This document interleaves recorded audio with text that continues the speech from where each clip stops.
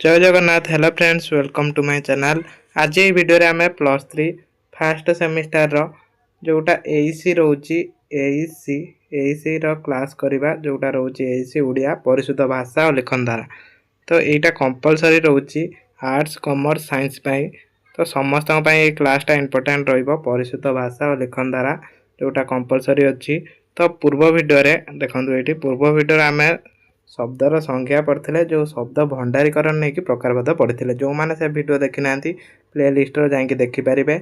आज कौन करवा आम जो ये रोचे शुद्ध शब्द और बना शुद्धिता बना शुद्धि यहीटा आज आम पढ़ा गोटे लंग क्वेश्चन मध्यम यहाँ को आम बुझा लंग क्वेश्चन मध्यम थ्रू रे बुझने टे बुझापी आपन को आंसर दवापाई जो क्वेश्चन आसो सहज हम से गोटे लंग क्वेश्चन थ्रू रे यहाँ आम ये करवा। देन आमर जो प्रथम चैप्टर यूनिट 1 से वीडियो शेष हम। तो नेक्स्ट वीडियो रूढ़ी अर्थ और प्रयोग विधि पढ़ा। तो सब रेगुलर क्लास करिया ना कि चैनल को सब्सक्राइब करदे। चलते आउ डेरी करवानी वीडियो को आरंभ करवा। क्वेश्चन टा कौन होची उड़िया भाषार बनागत शुद्धिर कारण और निराकार दशा माने बनागत जो अशुद्धिटा कहीं होची और तार निराकार माने कौन कले से त्रुटिटा हबनी से विषय पढ़ा। तो मोस्ट इंपोर्टेंट क्वेश्चन यहाँ रोचे आपनकर बहुत इंपोर्टेंट क्वेश्चन और या माध्यम भी आपनकर सिलेबस कंप्लीट हो। तो ये वीडियोटा पूरा समस्त इंपोर्टेंट। तो भल भाव देखिए आईटा को नोट करने यहीटा को नोट करने। ओडिया भाषा व्यवहार क्षेत्र में दुईटी माध्यम परिलक्षित हुए। गोटे हूँ कथन माध्यम कथित भाषा गोटे हूँ कथन माध्यम आउ गोटे हूँ लिखित भाषा जोटा लिखन और पठन माध्यम। ताने गोटे हूँ कथन माध्यम भाषा कथित भाषा अन्य लिखन और पठन माध्यम प्रचलित जोटा हूँ लिखित भाषा। गोटे है कथित भाषा आउ गोटे हूँ लिखित भाषा। शुद्ध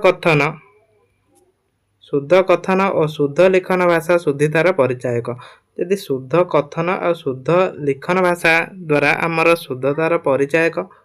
प्रत्येक भाषा निजस्व वैशिष्ट्य थिला भली ओडिया भाषार भी निजर वैशिष्ट्य अच्छी। प्रत्येक भाषार वैशिष्ट्य अच्छी से भाई आम ओडिया भाषार भी वैशिष्ट्य अच्छी। ओडिया भाषा वर्णमाला यार बनानगत शुद्धता एवं यार उपयुक्त उपयोग जनित शुद्ध वाक्य विन्यास इत्यादि यह गौरव रक्षा करे। आम शुद्ध शब्द बा शुद्ध वर्ण किमिति आम उच्चारण करिपरिबा जोटा शुद्ध शब्द सेटा ओडिया भाषार वर्णमाला आउ यार बनानगत शुद्धिता प्रति ध्यान दबा। यार उपयुक्त जनित शुद्ध वाक्य विन्यास ही यार गौरव रक्षा करिथाय। ताने ओडिया भाषा कथित रूप और लिखन रूप हेउची असमता लक्ष्य करा जाय थाय। जो आमर रोची कथित रूप आ गोटे लिखित लिखन रूप याद कथित और लिखन रूप केतक असमता थाए। कथन समय आमे दीर्घ वर्ण प्रति सचेतनता हो।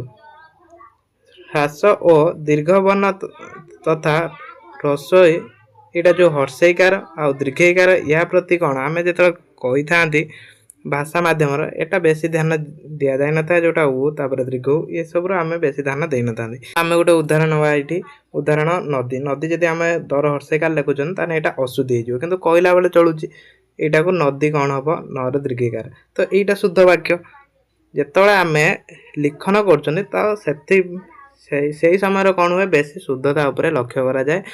भल भाव में जब आम न लिखा नर दीर्घईकार न लिखा से भूल हो अशुद्धि है।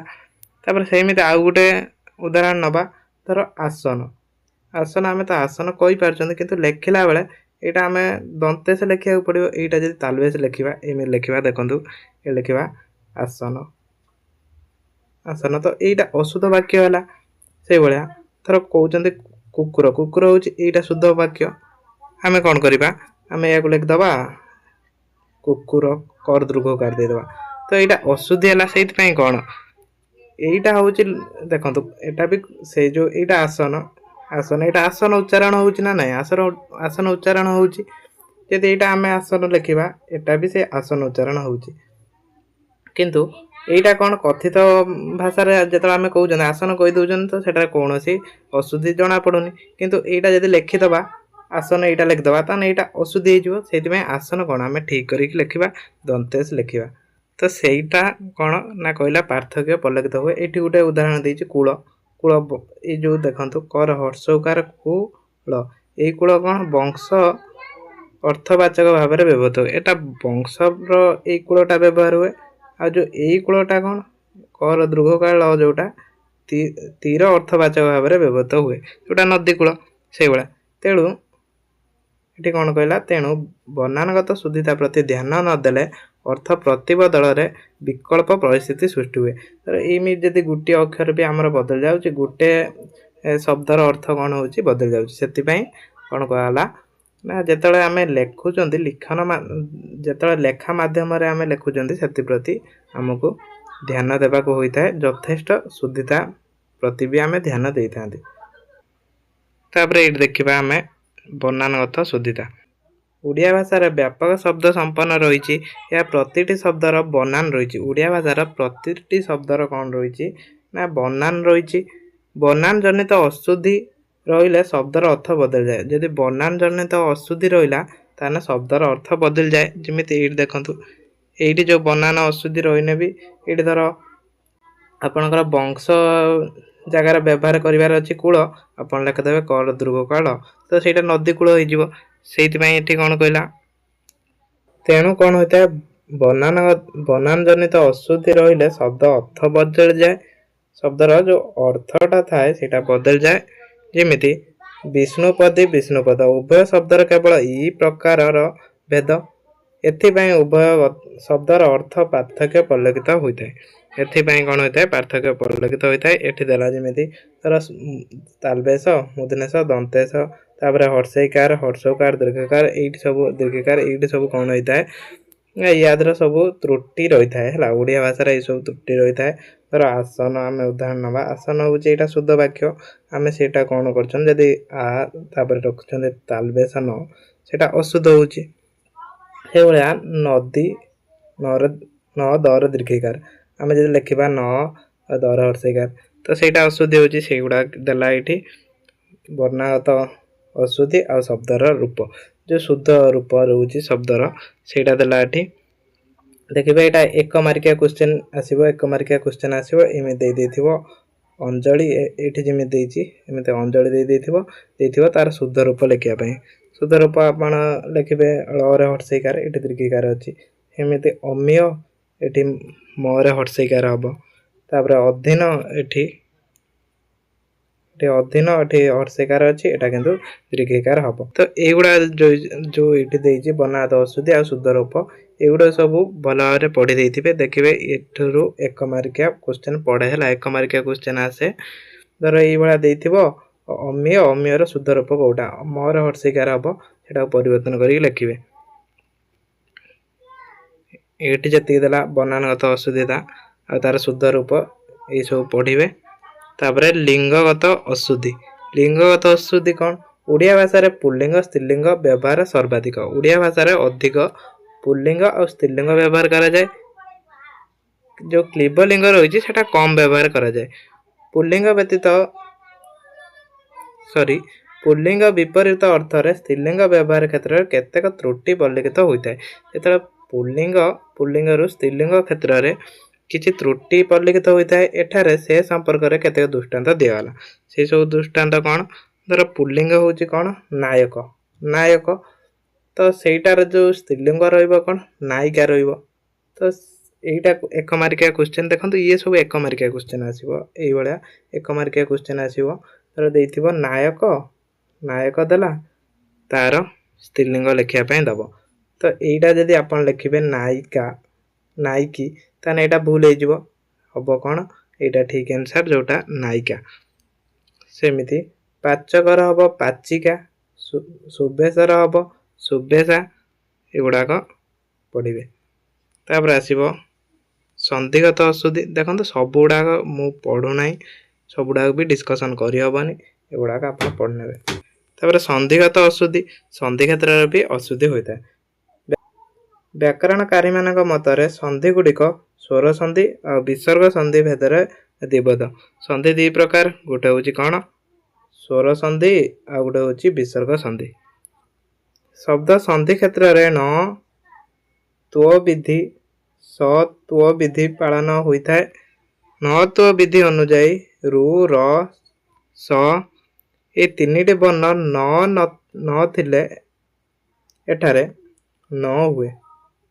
ପୁନଶ୍ଚ ସ୍ୱକାରାନ୍ତ କ ତାପରେ ଗ ପ ଫ ବ ସ ପରେ ପରପଦ ମିଶିଲେ ନ ହୁଏ। ଏଇଠି ଦେଖନ୍ତୁ, ଏଇଠି କ'ଣ କହିଲା ନା କ କିମ୍ବା ଗ ଫ ବ ତାପରେ ସ ପରେ ପରପଦ ମିଶିଲେ ସେଟା କ'ଣ ହୁଏ? ନ ହୁଏ। ଏହା ନତ୍ୱ ବିଧି। ଏଇଟା କ'ଣ? ନତ୍ୱ ବିଧି। ଏପରି ଅ ଆ ବିଭିନ୍ନ ସ୍ୱର ବର୍ଣ୍ଣ ତଥା କ ର ପରେ ସ ଥିଲେ ସେଟାରେ ସ ହୁଏ। ସେଟାରେ କ'ଣ ହୁଏ? ଯଦି କ ର ପରେ କ'ଣ ଥିବ? ସ ଥିବ, ତାହେଲେ ସେଟା ମୂର୍ଧନ୍ୟଷ ହୁଏ। ଏଠାରେ ସ୍ୱତ୍ୱ ବିଧି। ଏପରି ନିୟମ ସନ୍ଧି କରାଗଲେ ସନ୍ଧି ହୋଇଥାଏ, ଶବ୍ଦର ସୁଧିତତା ଆସେ। ଦେଖନ୍ତୁ ଏଇଠି ସନ୍ଧି, ଏଠି ଦେଖନ୍ତୁ ଏଟା ଅଶୁଦ୍ଧି ଆଉ ଏଇଟା ଶୁଦ୍ଧ ରୂପ। ଏଟା ଗଣେଶ ଏଇଟା ଦେଇଛି, ଦେଖନ୍ତୁ ଗଣେଶ ଯୋଉଟା ମୂର୍ଧନ୍ୟଷ ଦେଇଛି, ଏଇଟା କ'ଣ ହେଇଛି? ତାଲବେଶ। ଏଇ ନିୟମଟା ମନେ ରଖିବେ ହେଲା। এইটাକୁ ମନେ ରଖିବେ, এইଟାକୁ ମନେ ରଖିଲେ ଆପଣମାନେ ଏଇଟା ପଢ଼ିପାରିବେ। ଏଇଟା ଯଦି ପଢ଼ିବେ ତ ଭଲ କଥା, ପଢ଼ିଦେବେ ଏଇଟା। କାହିଁକିନା ଏଇଭଳିଆ ବି ପଡ଼େ ଦୂରାବସ୍ଥା, ଏଇଟା ଦେବ ୟାର ଶୁଦ୍ଧ ରୂପ ଲେଖିବା ଲାଗି। ଦୂରାବସ୍ଥା ଏଇଠି ଆପଣଙ୍କର ଶୁଦ୍ଧ ରୂପ ରହିଲା, ତ ଏଇଟା ଆପଣ ଲେଖିବେ ସେଇଭଳିଆ। ତାପରେ ସମାସଗତ ଅଶୁଦ୍ଧି। ସମାସଗତ ଅଶୁଦ୍ଧି ବି ଦେଖାଯାଏ। ସମାସଗତ ଅଶୁଦ୍ଧି କ'ଣ?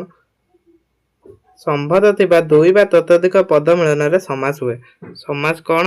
ନା ସମ୍ବନ୍ଧ ଥିବା ଦୁଇ କିମ୍ବା ଦୁଇରୁ ଅଧିକ ପଦ ମିଳନରେ ସମାସ ହୁଏ। ଏହା ଦ୍ୱାରା ଗଠିତ ହୋଇଥିବା ସଂକ୍ଷିପ୍ତ ପଦ ସମସ୍ତ ପଦ ରୂପେ ଖ୍ୟାତ। ସମସ୍ତ ପଦ ପ୍ରସ୍ତୁତି କ୍ଷେତ୍ରରେ ଅଜ୍ଞତା ଓ ସାବଧାନତା ଅବଶ୍ୟତ ଅନେକ ତ୍ରୁଟି ରହିଥାଏ। ଏହାକୁ ସମାସଗତ ଅଶୁଦ୍ଧି କୁହାଯାଏ। ଯେଉଁ ସମସ୍ତ ପଦ ପ୍ରସ୍ତୁତି କ୍ଷେତ୍ରରେ କ'ଣ ହୋଇଥାଏ? ନା ଅଜ୍ଞତା ରହିଥାଏ ଆଉ ଅସାବଧାନତା ରହିଥାଏ, ଯାହାଦ୍ୱାରା କ'ଣ ହୋଇଥାଏ? ତ୍ରୁଟି ହୋଇଥାଏ। ସମାସଗତର ଅନେକ ତ୍ରୁଟି ହୋଇଥାଏ, ତାକୁ କ'ଣ କୁହାଯାଏ? ସମାସଗତ ଅଶୁଦ୍ଧିତା କୁହାଯାଏ। ଧର ପଢ଼ିଲା ସମାସଗତ ଅଶୁଦ୍ଧିତା କ'ଣ? 2 ମାର୍କିଆ, ତ ଲେଖିବେ। ଏହି ଧାରଣା ପଦ ନିର୍ମାଣ ସଚେତନ ହେଲେ ସମାସଗତ ଅଶୁଦ୍ଧି ଦୂର ହୋଇଥାଏ। ଏଠାରେ କେତେକ ଦୃଷ୍ଟାନ୍ତ ଦିଆଗଲା। ଏଇଠି ତାର ଦୃଷ୍ଟାନ୍ତ ସବୁ ଦିଆଗଲା, ତାର ଅଶୁଦ୍ଧି ରୂପ ଆଉ ଶୁଦ୍ଧ ରୂପ।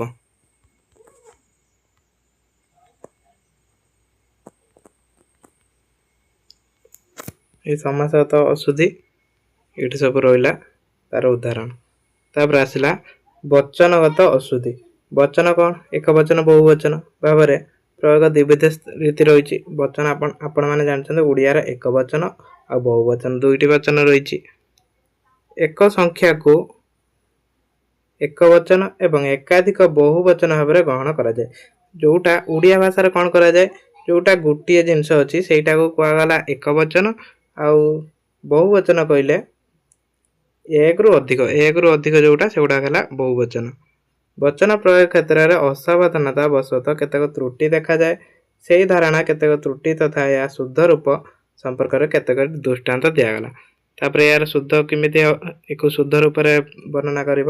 ଏଇଟା ବଚନଗତ ଅଶୁଦ୍ଧି, ଏଇଟା ଶୁଦ୍ଧ ରୂପ। ଏଇଟା ଜନତା ମାନଙ୍କର ଏଠି ଦେଇଛି। ଏହାର ଶୁଦ୍ଧ ରୂପ କୋଉଟା? ଜନତାର। ଜନତାର କହିଲେ କ'ଣ? ସମସ୍ତ ଜନତାକୁ ବୁଝେଇଲା।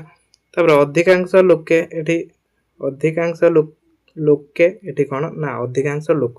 ଅଧିକାଂଶ ଲୋକେ ଯଦି ଆମେ କହୁଛନ୍ତି ସେଟା ବଚନଗତ ଅଶୁଦ୍ଧି ହେଉଛି।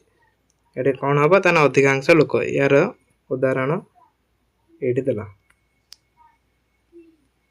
ତାପରେ ପ୍ରତ୍ୟୟଗତ ଅଶୁଦ୍ଧି। ପ୍ରତ୍ୟୟଗତ ବି ଅଶୁଦ୍ଧି ହୋଇଥାଏ। ପ୍ରତ୍ୟୟର ଅଶୁଦ୍ଧି ହେଇଥିଲେ ବି ଆମର କ'ଣ ହୋଇଥାଏ? ନା ଯେଉଁ ଶୁଦ୍ଧ ଶବ୍ଦ ଗଠନ ହୋଇପାରିନଥାଏ, ଫଳରେ କ'ଣ ହୋଇଥାଏ? ଅଶୁଦ୍ଧି ଘଟିଥାଏ। ଓଡ଼ିଆ ଶବ୍ଦ ଭଣ୍ଡାରକୁ ବିଭିନ୍ନ ପ୍ରତ୍ୟୟ ସମ୍ପୃକ୍ତ କରିଛି। ଶବ୍ଦ ପୂର୍ବ ଓ ପର ପ୍ରତ୍ୟୟ ଯୁଗ ନୂତନ ଶବ୍ଦ ସୃଷ୍ଟି ହୁଏ।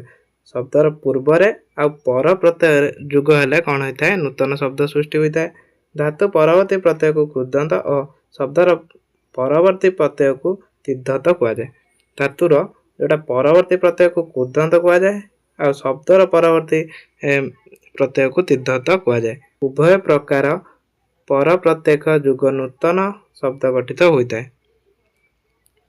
କେଉଁ ଶବ୍ଦ ପରେ କେଉଁ ପ୍ରତ୍ୟୟ କହିଲେ ତାହା ଅଶୁଦ୍ଧି ହୁଏ ଓ ସେଗୁଡ଼ିକ ଶୁଦ୍ଧ କ'ଣ ହୁଏ? ଏଠାରେ तन्मध्यरु केतेक दृष्टांत प्रदान कराला तार उदाहरण दियाला एठी उदाहरण सब दे दिउछन्ती कृदंतगत अशुद्धि आ शुद्ध रूप विस्फोरण एटा विस्फोरण सेहि परि सधन संधान अन्वेषी अन्वेषी देखंतु अन्वेषी एटा हला अन्वेषी एबडा उदाहरण सब देइछि तापरे तद्धितागत शुद्धिता एटा कृदंतगत अशुद्धि आ शुद्ध रूप तापरे तळे देइछि तद्धितागत अशुद्धि अशुद्ध रूप एटा दासरथी जोटा थरे हर्षेकार हबा कथा एठी दीर्घिकार देइतिला तापरे अधीनस्थ एटे अधीनस्थ जोटा तार शुद्ध रूप होछि अधीन एठी आपण ए जो उदाहरण गुडाक देखिनेबे